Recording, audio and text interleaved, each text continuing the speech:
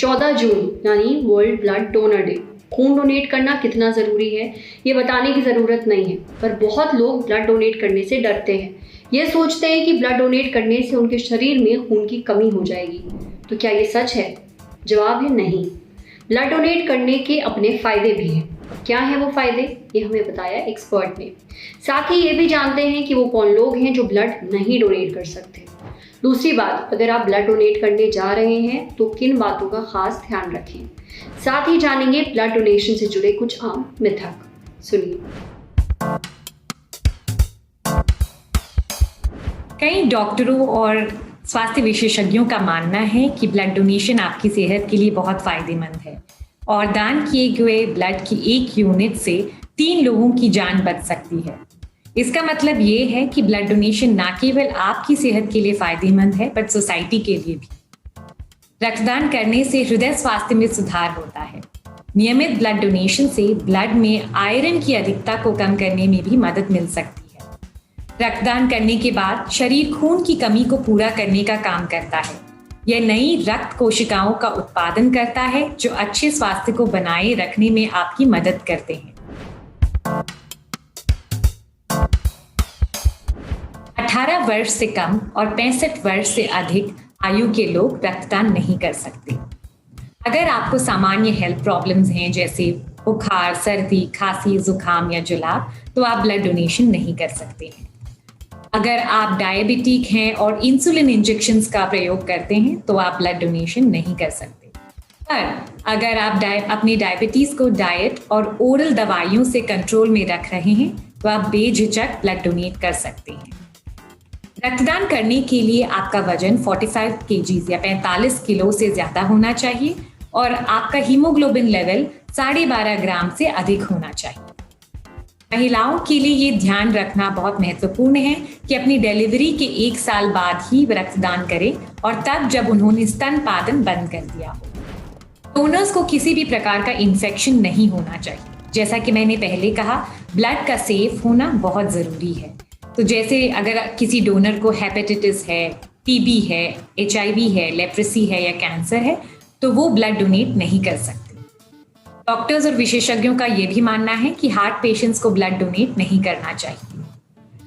कुछ दवाइयां ऐसी होती हैं जो डोनर या रिसीवर के लिए जोखिम पैदा कर सकती हैं। इसीलिए अगर आप किसी मेडिकल ट्रीटमेंट में हैं तो कृपया अपने डॉक्टर से सलाह लेने के बाद ही ब्लड डोनेट करें। रक्तदान से पहले आप ये जरूर ध्यान में रखें कि एक लाइसेंस शुदा या रजिस्टर्ड ब्लड बैंक में ही ब्लड डोनेट करें जहां पे एक डॉक्टर भी मौजूद हो। रक्तदान करने से पहले कुछ हल्का सा खाएं और खुद को अच्छे से हाइड्रेट करें क्योंकि आपकी कमजोरी से बचने में मदद कर सकता है। रक्तदान के 1 दिन पहले शराब ना पिएं और कम से कम 2-3 घंटे पहले धूम्रपान ना करें। रक्तदान के लिए जाने से पहले आप अपना पहचान पत्र रखना ना भूलें क्योंकि हर डोनर को रजिस्टर करना आवश्यक है और उस रजिस्ट्रेशन के दौरान आपको प्रमाण पत्र भी देना पड़ता है। प्रक्रिया समाप्त होने के तुरंत बाद ना उठें, कम से कम 5-10 मिनट आराम करें, उसके बाद ही उठें। रक्तदान के बाद कुछ ऐसा खाएं जिसमें चीनी भरपूर हो क्योंकि आपकी एनर्जी फिर वापस आ सकती है। और अगले कम से कम 24 से 48 घंटों के लिए अपना फ्लूइड इनटेक ज्यादा रखें, अपने आप को हाइड्रेटेड रखें। रक्तदान के बाद लगभग 4-5 घंटों के लिए कोई जोरदार शारीरिक परिश्रम ना करें, कुछ भारी ना उठाएं। उसके बाद आप बिल्कुल अपना रूटीन फॉलो कर सकते हैं और अगले 24 घंटे के लिए आप बिल्कुल संतुलित खाना ही खाएं।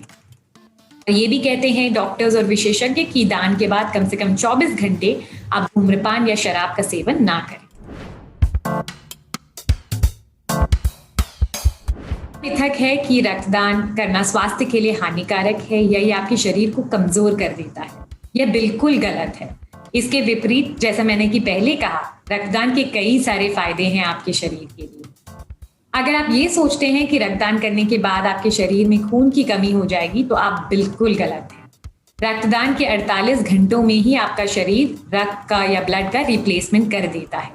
इतना ही नहीं, अगर आप एक सेहतमंद और हेल्दी सिटीजन हैं तो आप 3 या 4 महीनों में फिर से ब्लड डोनेट कर सकते हैं।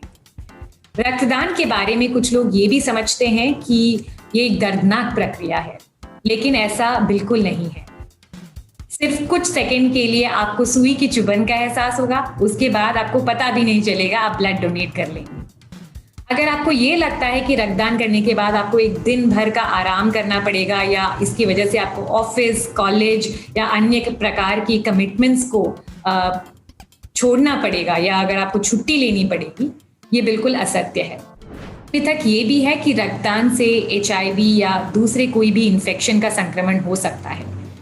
जैसा कि मैंने कहा, जब तक आप एक रजिस्टर्ड लाइसेंस शुदा ब्लड बैंक में जाके रक्त देते हैं, वहाँ पे आपको डरने का कोई भी कारण नहीं है। ये सारे जो रजिस्टर्ड लाइसेंस ब्लड बैंक होते हैं, ये गवर्नमेंट के सारे सेफ्टी प्रोटोकॉल्स को फॉलो करते हैं। कोविड में भी इन लोग कोविड प्रोटोकॉल्स को फॉलो करते हैं, तो इससे आपको डरने की कोई भी ज़रूरत नहीं।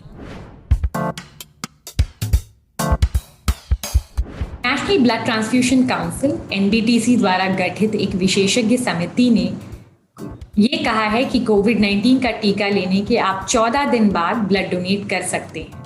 इसी प्रकार अगर आप कोविड-19 से रिकवर हुए हैं तो सरकार की गाइडलाइंस के अनुसार आप रिकवरी के 28 दिन बाद ब्लड डोनेट कर सकते हैं। तो हमारे देश में ज़रूरत के मुताबिक 70 मिलियन यूनिट की ब्लड की कमी है। आपके द्वारा डोनेट किए हुए ब्लड से कई लोगों की जिंदगियां बच सकती है और उनकी ज़रूरतें पूरी हो सकती हैं। जैसे कि उन पेशेंट्स को जिन्हें ब्लड डिसऑर्डर्स हैं, सिकल सेल एनीमिया या थैलेसीमिया। इस बीमारी में उनको लाइफ भर ब्लड ट्रांसफ्यूशंस की ज़रूरत पड़ती है, जिसकी वजह से उनको रेगुलर इंटरवल्स पे ब्लड की ज़रूरत पड़ती है। एक्सीडेंट्स और ट्रॉमा विक्टिम्स को भी ब्लड डोनर्स की आवश्यकता है, क्योंकि इसमें बहुत सारा खून बह जाता है, जिसकी वजह से उनको ब्लड रिप्लेसमेंट की ज़रूरत पड़ती है। कैंसर पेशेंट्स को भी ब्लड या ब्लड के कंपोनेंट्स की ज़रूरत पड़ती है और अन्य सर्जरीज के दौरान भी पेशेंट्स को ब्लड का यूज़ किया जाता है, क्योंकि सर्जरीज के दौरान ब्लड लॉस होता है, जिसकी वजह से उन्हें ब्लड रिप्लेस करना ज़रूरी हो जाता है। इसके अलावा डिलीवरी के दौरान भी गर्भवती महिलाओं को अक्सर पोस्टपार्टम हैमरेज होता है, यानी ब्लड लॉस होता है। इन महिलाओं को भी ब्लड देने की ज़रूरत पड़ती है। उम्मीद है ब्लड डोनेशन से जुड़े आपके जो भी मन में सवाल थे वो दूर हो गए होंगे। अगर आप ब्लड डोनेट कर सकते हैं तो ज़रूर करें, इससे किसी की जान बच सकती है।